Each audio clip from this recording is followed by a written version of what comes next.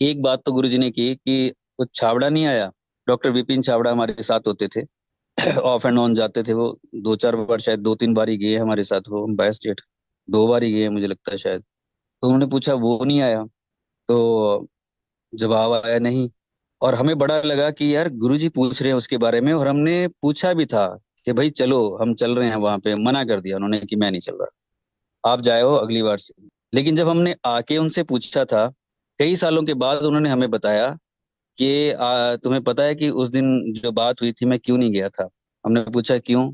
कहते उस दिन मेरा एक एनआरआई पेशेंट था और उससे मुझे 40,000 रुपये आने थे। ये 25 मई 2007 की बात है। तो मैंने सोचा मैं एनआरआई पेशेंट अपना क्यों गवाऊं, वहां तो मैं फिर भी जाया हूंगा। तो कहता देखो मैं कितना बेवकूफ था कि मैंने पैसे को तवज्जो दी। अगर कोई इसमें भी देखो आप, एक पहली बात कि अगर कोई सत्संग में गुरुजी के जाने के लिए बोलता है, अगर तो हमें बहुत जरूरी काम है, दुनियावी तौर तरीके पे जिम्मेदारियां निभा रहे हैं, तब तो ठीक। अगर नहीं है और जा सकते हैं तो जरूर जाना चाहिए। अगर किसी ने कहा कि चलना है, ये आम बात नहीं होती। हम इसको बहुत लाइट वे में ले जाते हैं। हमने भी ऐसे ही पूछा था कि चलना है, उन्होंने कहा कि नहीं। बात सिर्फ इतनी सी थी। आज भी ऐसे ही होता है। लेकिन उसके पीछे देखो कितना कुछ होता है।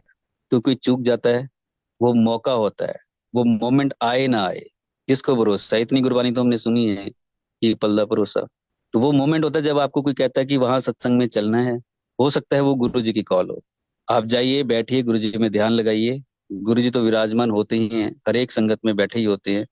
वहां क्या हो रहा है क्या नहीं हो रहा है ये अलग केस है, लेकिन गुरु जी तो बैठे ही होते हैं।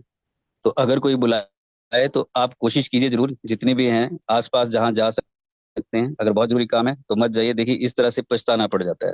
और ये टीस आज भी उनके मन में है कि उस टाइम में गया नहीं, मुझे कहा भी था इन्होंने चलने के लिए, लेकिन उसे भरा कैसे जा सकता है।